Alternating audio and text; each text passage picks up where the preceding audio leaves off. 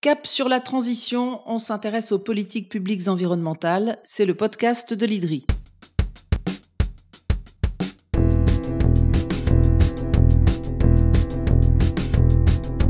Bonjour et bienvenue dans les podcasts de l'IDRI, l'institut qui facilite la transition vers le développement durable. À quoi pourrait ressembler cette transition ? Les chercheurs de l'IDRI viennent à ce micro pour nous l'expliquer, évoquer avec des mots simples ces sujets souvent complexes et interconnectés. Avec un sujet aujourd'hui qui concerne absolument tout le monde puisqu'il s'agit de nos habitudes alimentaires et de leurs conséquences sur notre santé bien sûr, mais aussi sur l'environnement. Vous allez comprendre une passionnante réaction en chaîne. La fabuleuse histoire des protéines et de l'azote, c'est un nouvel épisode des podcasts de l'IDRI avec Pierre-Marie Aubert, coordinateur de l'initiative Agriculture européenne de l'Institut. C'est parti. Bonjour Pierre-Marie Aubert. Bonjour. Les protéines, personnage central de cette histoire que vous nous racontez aujourd'hui. Alors avant de rappeler le rôle de ces protéines dans une alimentation plus saine et plus durable, il faut d'abord se souvenir que c'est une composante essentielle de la vie. Et oui, les protéines, donc, ce sont ce qu'on appelle des macronutriments à côté des glucides, c'est-à-dire les sucres, et des lipides, les graisses.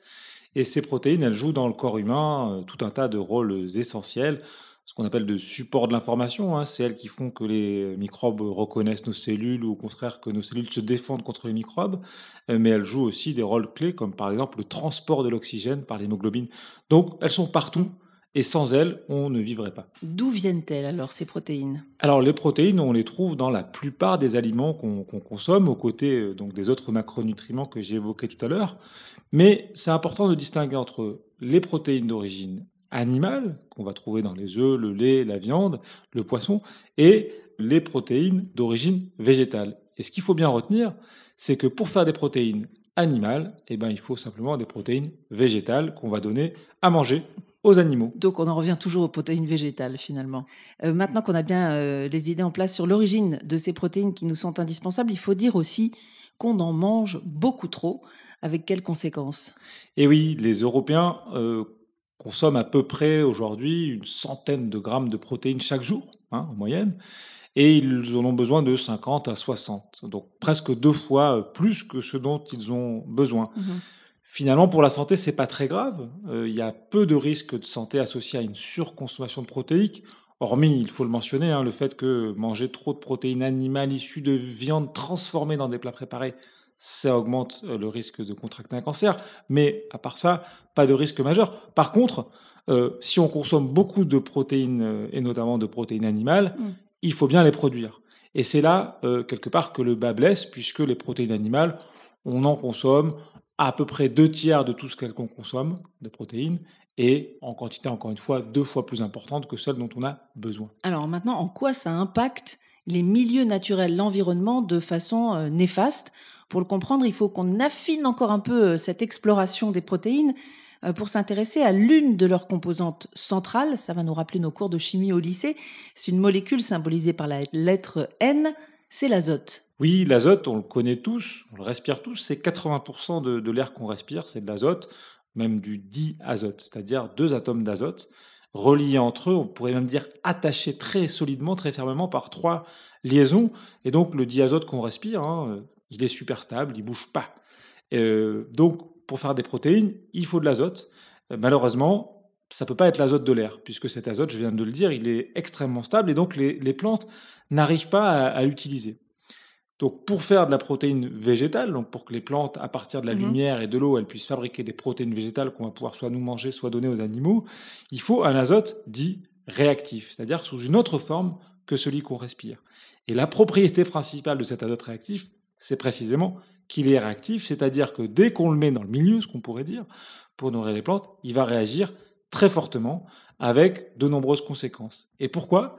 Eh bien, précisément parce que les plantes ne sont pas capables, en général, en particulier en Europe, d'attraper, entre guillemets, de capter tout l'azote qu'on va leur fournir pour pousser. Ça veut dire que plus on met d'azote réactif dans un champ pour faire pousser les cultures, moins finalement les plantes réussissent à capter ces molécules, ou en tout cas pas tout. Voilà, c'est ça. Et donc en fait, en Europe, aujourd'hui, dans les grandes masses, encore une fois, en moyenne, ça donne des ordres de grandeur, un peu plus de 40%, un petit peu moins de la moitié de l'azote qu'on mobilise, qu'on utilise dans les champs pour faire pousser les plantes n'est pas capté par ces plantes et donc s'échappe dans le milieu. Ils deviennent quoi ces 40% d'azote réactif perdus? Eh bien, comme je l'ai dit, ils réagissent très fortement et ils ont plusieurs, entre guillemets, destinations. Une partie de cet azote est volatilisée, donc transformé en gaz dans l'atmosphère sous forme de protoxyde d'azote, un gaz avec un effet de réchauffement extrêmement puissant, 270 fois plus puissant que le Ah CO2. oui. Il peut aussi se volatiliser sous forme d'ammoniac, qui est un précurseur, ce qu'on appelle de particules fines, qui crée après des pollutions atmosphériques néfastes pour la santé. Il peut aussi être perdu dans les nappes phréatiques, avec les pollutions nitrates qu'on connaît bien. Il peut être perdu vers les rivières et ce qu'on appelle les eaux superficielles, et arriver à la mer où il enrichit le milieu, et donc il contribue au développement, entre guillemets, incontrôlé de la végétation aquatique. Enrichissement des milieux, en l'occurrence plutôt déstabilisation. Donc si je résume, je remonte votre démonstration. Ces pollutions environnementales que vous venez de lister sont des conséquences directes de notre trop forte demande de protéines dans notre alimentation. Oui, c'est ça. Alors, on pourrait dire peut-être indirect, parce que la chaîne, vous l'avez vu, elle est assez longue, mais effectivement, on consomme beaucoup de protéines animales. Parce qu'on consomme beaucoup de protéines animales, il faut beaucoup de protéines végétales pour nourrir les animaux. Et pour produire beaucoup de protéines végétales, il faut beaucoup d'azote réactif qu'on met dans le milieu avec les conséquences que l'on a évoquées. Et ce qu'il faut dire, c'est que ça nous a conduit à un système alimentaire dans lequel ce qu'on appelle le cycle de l'azote, c'est-à-dire la manière dont cet azote réactif circule à l'intérieur du système, il est entre guillemets ouvert. Donc c'est plus un cycle. On a des entrées d'azote massives sous forme de ce qu'on appelle l'azote minéral de synthèse, on pourra y revenir, et sous forme d'importation de protéines végétales. Alors justement, cet azote réactif, on y vient, qu'on met en quantité dans nos champs, il vient d'où? Est-ce qu'on le fabrique? Voilà, et donc cet azote dit minéral de synthèse, on le fabrique. Et on le fabrique comment? On prend le fameux diazote de l'air dont je parlais tout à l'heure, on le met dans une grosse boîte, on met sous pression avec beaucoup d'énergie, c'est très coûteux en énergie, on casse les trois liaisons dont je parlais tout à l'heure, et on obtient un azote plus réactif, ammoniacal ou d'autres formes.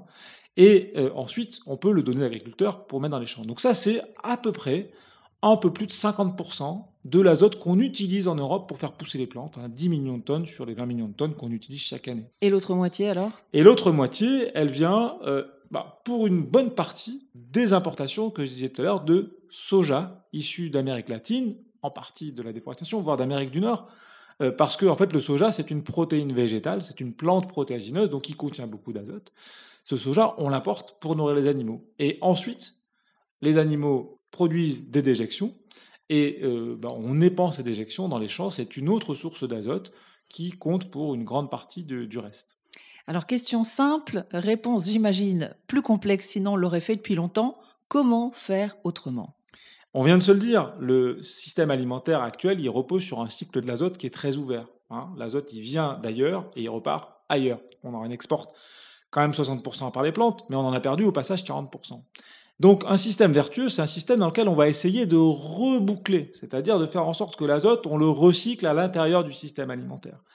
Et pour faire ça, on a un levier, on a une baguette magique en quelque sorte qui s'appelle la légumineuse. Donc ce sont les arachides, les fèves, les lentilles, ce qu'on appelle parfois les légumes secs. Les légumes secs pour ce qui est de la consommation humaine, mais aussi les sainfoins, les luzernes, les pois pour ce qui est de la consommation par les animaux. Et donc, ces légumineuses, qui comportent donc ces deux grandes familles, elles ont une propriété essentielle. Elles ont dans leurs racines un petit truc qui s'appelle le rhizobium. C'est une bactérie qui est symbiotique. Et cette bactérie, elle a une propriété incroyable. Elle est capable de casser la triple liaison du diazote de l'air pour faire de l'azote réactif, entre guillemets, gratuitement, en tout cas du point de vue de la société. Et donc c'est un recyclage naturel là, du coup. On a plus ces 40% d'azote réactif perdus et néfastes. Alors, on les a plus, en tout cas, on peut les avoir beaucoup moins. C'est-à-dire qu'on n'arrivera jamais à attraper tout l'azote. Mais en tout cas, dans un des scénarios qu'on a construit ici à l'IDRI, qui s'appelle 10 ans pour l'agroécologie, en anglais TIFA, 10 Years for Agroecology, on a montré qu'effectivement, grâce à ces légumineuses, en Europe, et a fortiori en France, on pouvait s'affranchir à la fois de l'azote minéral de synthèse et des importations de soja brésilien ou américain, tout en produisant assez de protéines pour tous les Européens à l'horizon 2050. Mais ça veut dire quoi? Ça veut dire d'abord, du côté de la consommation, qu'on réduise notre quantité de protéines animales ingérées, on la divise à peu près par 2. Et du côté de l'agriculture, il faut remettre des légumineuses. Aujourd'hui, il n'y en a plus qu'1 million d'hectares, c'est très très faible. Il faudrait doubler, voire tripler cette surface-là.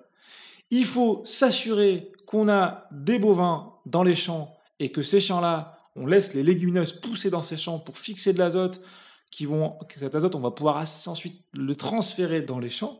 Et puis, pour que ça puisse se faire, ce transfert, il faut reconnecter l'élevage avec les champs, dans un contexte où aujourd'hui, on a de plus en plus l'élevage d'un côté, suivez mon regard, la Bretagne, et les champs de l'autre, l'Île-de-France. On a besoin d'un petit peu de tout partout. Pour recréer finalement un cycle de l'azote qui serait plus fermé et donc plus vertueux. Voilà, si cette explication était un peu technique, c'était bien de prendre le temps justement de la poser, ne serait-ce que pour comprendre les conséquences en chaîne de nos habitudes alimentaires. Merci beaucoup, Pierre-Marie Aubert. Merci.